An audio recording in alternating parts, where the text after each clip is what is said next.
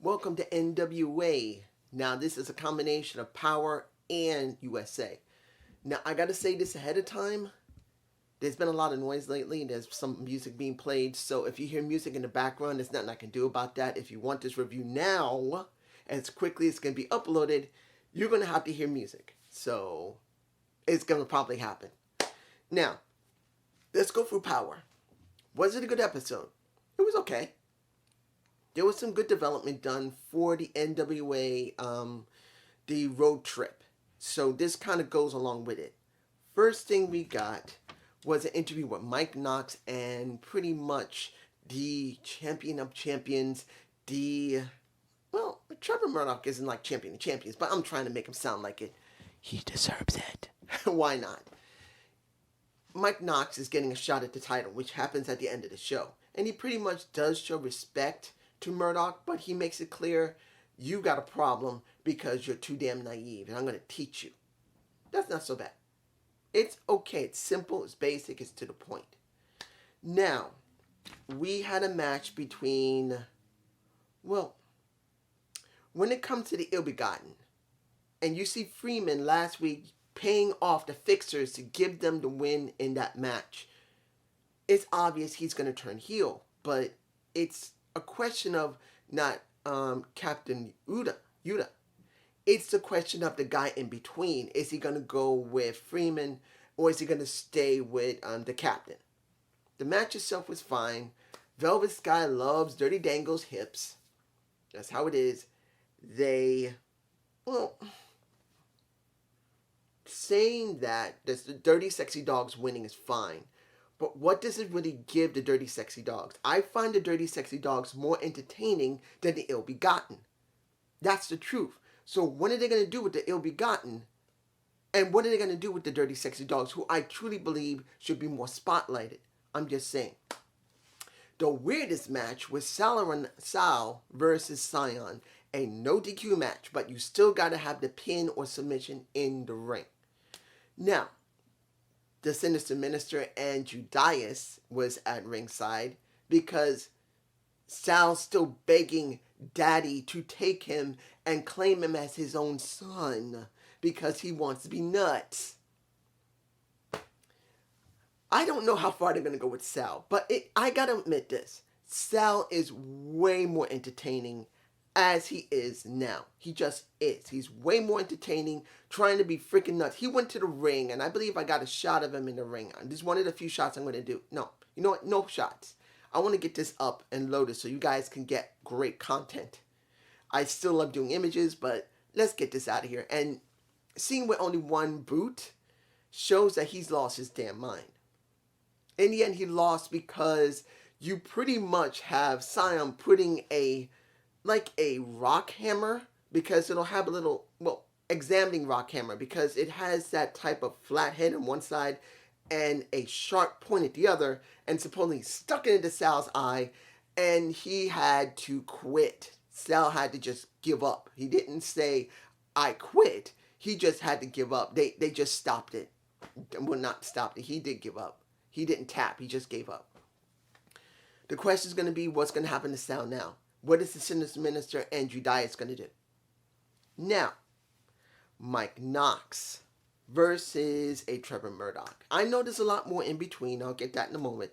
But this was a standard match that they had at Hard Times 2. It was not bad. Matt Cardona came out, messed with a little bit of Trevor Murdoch. In the end, Trevor won, but still got his ass whooped again. And then you got the title in the air, sprawled across the Trevor Murdoch's chest. Yes, he did get hit in the face with it, but he mainly wanted to make a point that he could sprawl it on the world champion. I'm just saying.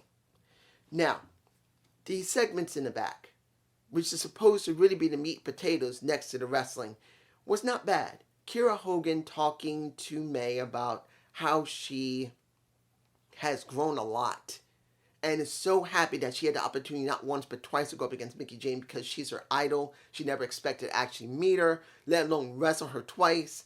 She was happy, but she is upset that she came up short each and every time. She wanted more. She wanted more to prove that she could surpass her idol, at least be on par with her idol. So the question is going to be, where's she going next? There you go. Then we got Silvo. I believe that's his name. The lawyer for Jax Dean. Pretty much saying that Mayweather, Anthony, you are a problem. And I'm here to solve your problem because I am here to prevent you from bothering my client anymore. You attacked him. You've been following him. You've been stalking him. No more. And supposedly a mile separate. Right. A mile must be separate between them, not 500 yards. Nearly, I believe it was almost a mile. And they're saying, dude, you know we work together, right? Said, these are the laws. You got to follow hippocampus, whatever. And May even said, I don't even know if that's real.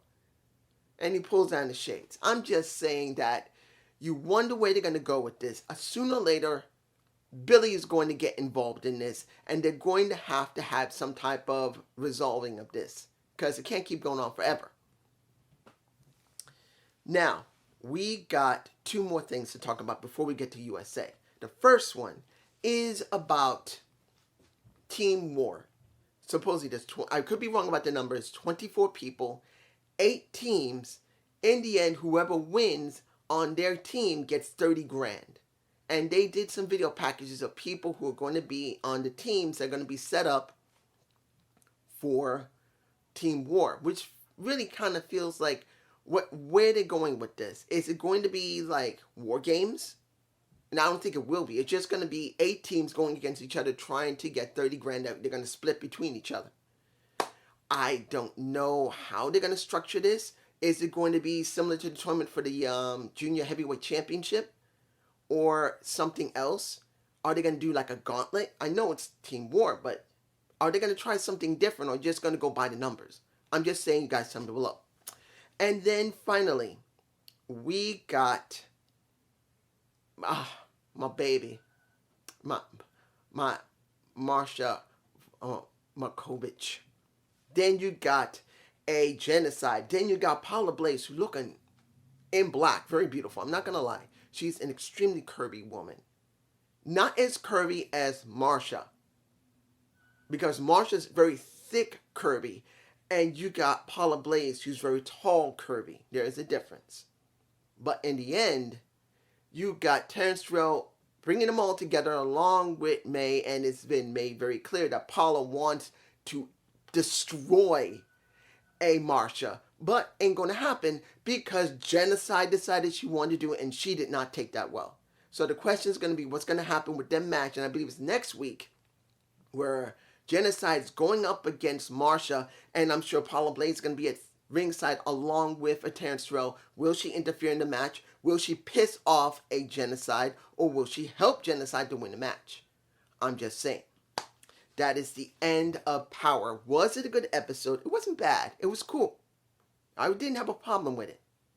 Admittedly, it had average matches on it. The problem was that the last match was an average match that was supposedly special on Hard Times 2, but was average here because there's really no stakes. And that was the problem for me personally. Now let's go to USA. On USA, our first match was Lockhart versus Davari. Now, what you guys tell me below, why is Davari the other Davari, not the Davari that we know from Impact Wrestling, but why is he with a carpet? And if he's going to use a finishing move, it's a magic carpet move with an actual carpet that he jumps off the turnbuckle and lands on his damn opponent. And it takes him so long to set up. I'm going like, what the hell am I watching here? This is ridiculously silly. Because he's a great wrestler. I've seen him a couple of times before. I don't think he's a very good talker, but a good wrestler. Why? In the end, maybe that was just a distraction so it would be easier for Lockhart to win, which he did win. He gave him a knee strike that knocked his teeth out of his skull, and he won. Now, we get Marche Rocket versus a jobber, and I don't remember his name. There was no Junior Heavyweight Championship because the first match on USA with Davari and Lockhart was for the semifinals of the Junior Heavyweight Championship. This is not. This is just to spotlight Marche Rocket. Now, I want to make this clear. I'm not against Marche. I'm not. but I don't really feel him. I don't feel him. He just doesn't show personality. And the problem for me personally is because he's got either he can't talk, or if he can, they're teaming him with Black G's to talk for him. My guess is he's not a very good talker. So Black G's is doing it. But here's the problem. Having Tyrus, Clearwater, Austin Idol, and then you got the Black G's, and finally, the last person is Marsha Rocket. He's the lowest guy in the totem pole because you can see, no matter how much you like Tyrus or not, he's the one that spotlighting the most for so long. Austin Idol was second. Then you got Clearwater, Black G's, and then you got Marsha Rocket totally on bottom. And he feels like he's on the bottom, not because he's a bad wrestler and he can't talk. It's because they haven't made him the focus. It's always about Tyrus. It's always about basically maybe a Clearwater. Definitely about Austin Idol, even though he has gone to the commentary table since Tim Storm is being the managing director of USA and he's not there. It just feels like that. And no, on top of this, I need to get this done with Raven, who was on commentary this time around because Austin Idol was not there. He was doing something, and I'll explain it. Because I didn't say it in Power, but I should have, but I think I wanted to save it here. Seeing Raven on commentary sucked. I'm sorry. Raven just doesn't feel like a good commentator. He was a great wrestler, he was a great character, but as a commentator, he sounds like he sucks. So much ass. He's sucking ass. Now, unless he does this for a while, and then I grow into him, that's one thing. But here, he made Velvet and Joe Gallen sound like a symphony. He sounded boring. He just sounded sucky. Now, maybe you've heard him on commentary more than a few times. Here, he just doesn't have any energy for me personally. I'd rather have Austin Idol. I'm just saying.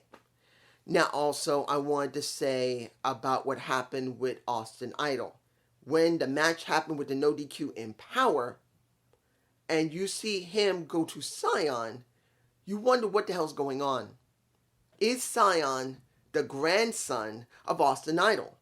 Because no one said Austin Idol wasn't a champion at one point. He was. Now, from what I understand, he was I don't think he was a world champion, but he could have been a U.S. champion. I think he was a U.S. champion, at least more than once. But the point is, he could be his grandson. That's what I'm thinking. Scion might be the grandson of Austin Idol. Now, I could be wrong, and he's trying to set him up to join the Tyrus crew. And I'm not going by Austin Idol Media Incorporated with Black Cheese Church's money. No, I'm talking about Tyrus because that's what they focused on, no matter if it's good or not. I'm just saying. The final match was about the Junior Heavyweight Championship, another match, and it's Austin Aries versus Luke Hawke. Now, from both shows, this was the best match, flat out. And I'm not taking anything away from the other matches. They were okay. They were good. But this was the best match for me personally because you can see how well Austin Aries wrestles. He is, I truly believe, one of the best wrestlers. I would love to see him go up against Hangman Page. I would love to see him go up against I would love to see him go up against Josh, Hangman Page. Hell, let him go up against CM Punk or a Bryan Danielson. I would love to see that. But I don't know if he'll ever go to AEW. You never know. He may have an attitude there, or maybe they haven't called him. It don't matter. I don't think he'll be there immediately, if ever. But you can see the match was good. In the end, I did not expect Austin to job. He is groomed for the Junior Heavyweight Championship. It just looks like it. And to be honest, I think he would be good for it. Because what he did back, 2017 or 18, when he was the real belt collector that was seen on Impact Wrestling, he went to AAA, I believe he went to Pro Wrestling Noah, I could be wrong, or All Japan Pro Wrestling. I don't know if he got the New Japan Pro Wrestling Junior IWGP US title or whatever. I can't remember.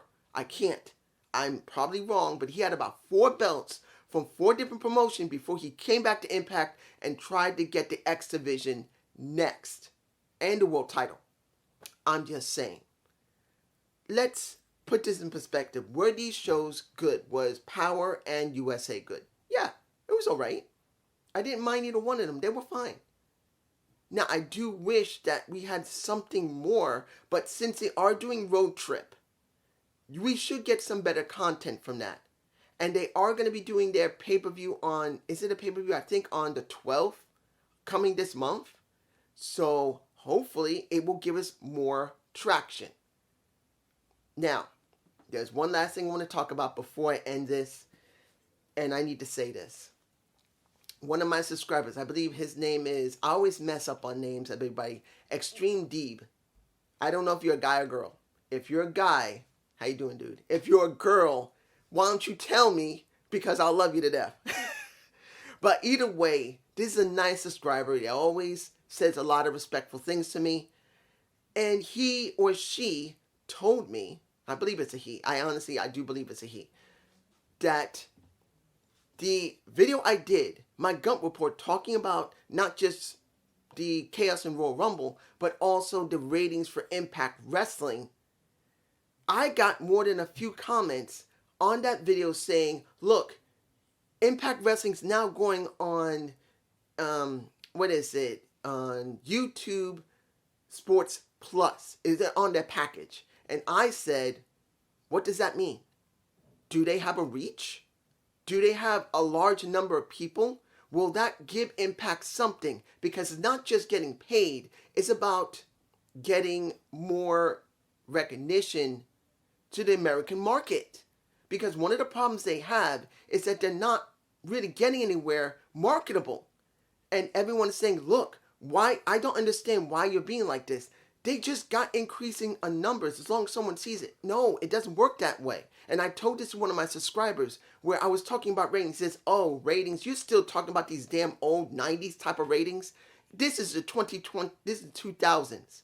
Well, guess what, my friend? As I said in the comments and left you a connection to look at one of the websites that talks about ratings, everyone who is a wrestling reviewer or a podcast who covers in some form or fashion wrestling checks ratings for either regular television, cable television, or even I think there's some markets where they do over the air because they still got equipment that they give people to see what they're looking at if they can get, counting on how they air the channels, wrestling, to see what they're looking at.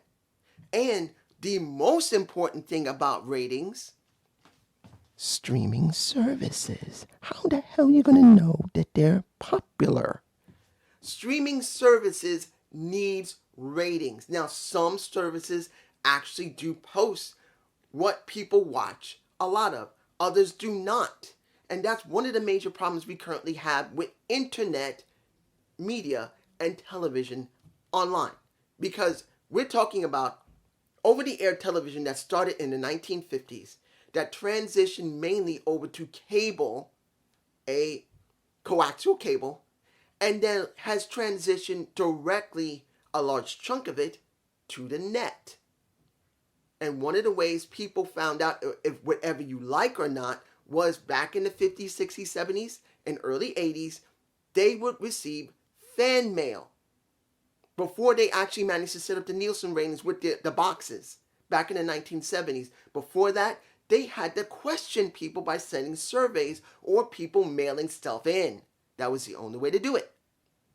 70s, they came up with the Nielsen rating because they built a black box that whatever you watch would record this and transmit it back to the stations so you would know what was being seen. So you would know that, hey, this show is getting really great traction. Let's give them more advertisement. Let's make sure they can stay on for longer. Make sure that we have a good commodity. Now, doing streaming, it's more difficult to know if a wrestling promotion that is on the Fight Network, that's on Impact Plus, or in this case, YouTube Sports, how would you know they're actually getting anywhere? Yes, they're getting paid. They're going to get paid money at $11 a month for people, not counting on a whole yearly package. Impact is going to get a cut of that. There's no way they're not going to. But as I said in my comment, you need to know what you're dealing with. Anthem, who bought Impact Wrestling in 2016, did not switch out a majority of the people. They probably didn't even touch them. And if they did, a few people might have been released, but the majority are still there. They just hired more people on it. So, how are you going to know? How are you going to know that anything's good? Anthem cares about ratings. I don't care what you think, saying that's 90s old garbage. We're talking about Anthem, the company, the billion dollar company. And people saying, "Oh, don't worry, Anthem is a $1 billion company. They could buy ROH. They can do whatever they want." And Gettysburg is always joking around, and I always still shoot him down, even though he has the right to say what he says. And I joke around with him. I say, "Nope, not gonna happen." And I joke with him, but he knows I'm being respectful. I'm not trying to disrespect him. But even with him, he honestly, even though he's saying it and he's quirky, but he would really rather see ROH bought by Anthem. But ROH being bought by Anthem was not the same as WWE buying ECW and WCW. I'm sorry. It's not the same. Anthem could buy them. We could be totally wrong. There's a lot of people that think that Anthem will not buy ROH. There's a lot of people think that AEW may buy them because WWE will refuse to buy them because they don't need the library. They don't. If they were going to buy anyone, they would have bought Impact Wrestling in 2016. They don't care about ROH because the philosophy behind ROH is similar to what Paul Levesque, Triple H, would build into his NXT. So Vince don't want it. So this is what you get. They care about ratings because they get a small share of the advertisement that is being presented on the network on the show itself. If you don't understand about marketing, that is generally how it goes. A show is produced by a company or the network itself. They put it on. They throw advertisement on it. The advertisement gives them a certain amount of money. That certain amount of money is their budget that goes for the show and for the company. If it's not the same network, they get a part of it. And guess what? The show gets a part of that money. If they don't make a lot of money, the show suffers.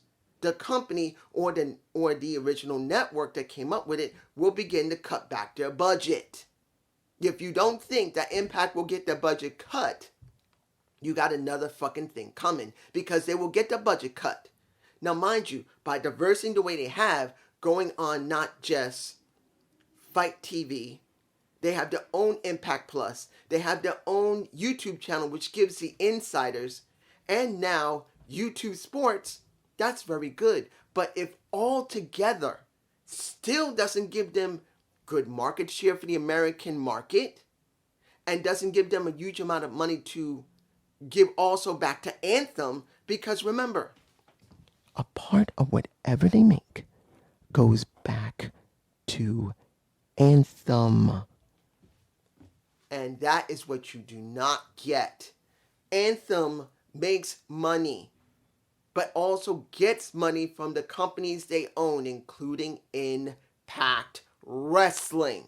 If you do not understand, maybe you need to start researching more into wrestling and marketing for wrestling and sellings of how wrestling works with merchandise, present an advertisement, because as I believe it was Extreme Deeb, he said it himself, they need better advertisement. No, the advertisement's not the problem. It isn't. Because Anthem, working with Access TV, has given them huge amount of advertisement. Sorry guys, it's not the advertisement. The people who are throwing them on there. Anthem has been making sure that Impact has been advertised on Fight TV, on Pluto TV, because Pluto TV also shows it, as well as what's going on with their own app and YouTube. They're getting advertisement. It's just that they don't got enough when it comes in the clinch. Mismanagement, booking, creativity, and the same damn people still being in the same place. I remember one time that Paul Heyman did an interview. It was like about 6 or 7 years ago. People asked him, when are you going to Impact Wrestling? Or TNA at the time. He says, I'm not going because they're never going to take me. He says, why? Because they're not ready to take me. They don't want to take me. Because the way I would do things is totally different from the way they would. I would create something that would be different from what they would do. And they don't want that. Look what's going on with Roman Reigns. His storyline is nearly a year and a half, near too long. 500 days. It's reaching near 6. It's in the 500s right now. It will reach near 6 by next year if they don't let him drop the damn title. And it's all due to Paul Heyman's booking. Think about it for a minute. They need to change. Literally need to change out the majority of the people that used to be there that worked for marketing, that worked for advertisement, that worked for creative, that worked for booking, that worked for basically hiring people or firing people. A lot of them needs to be switched out if they haven't done yet. We will never see anything different until they decide to say, you know what, this is enough. One person who is an executive anthem says, enough's enough. You're not making any money. Clean house. Get some people out of there that has been causing trouble. We've been watching. Get rid of them. If they don't, we'll never see them better. But this is just me, and I hope you enjoyed this NWA Power and USA review. Please give me a comment below. I'm not going to put any extra special names or anything in it because I got 2 of these here and I can't decide which one. So I hope you enjoyed this, and I hope you didn't mind me talking about Impact Wrestling. I felt like I should at least include it. Peace.